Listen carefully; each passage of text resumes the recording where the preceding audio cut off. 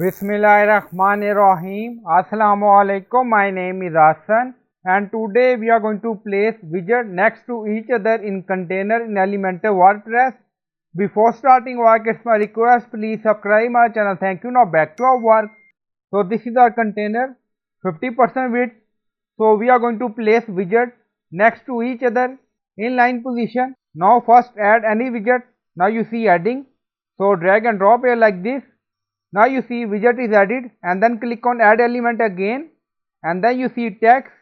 Now drag and drop here. Now you see two widgets show in vertical position. So we are going to make it horizontal and then you see edit container. So click on it.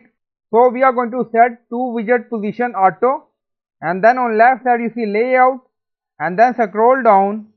You see direction in item and then you see row horizontal. So click on it. Now you see two widgets placed next to each other in Elementor WordPress. We select direction in container layout, row horizontal, and now you see widget 1 and widget 2 cover the container position auto. We don't set any width for widget 1 or widget 2 and then click on publish. So I hope you like this video. Please like, comment, share, subscribe. Thank you for watching.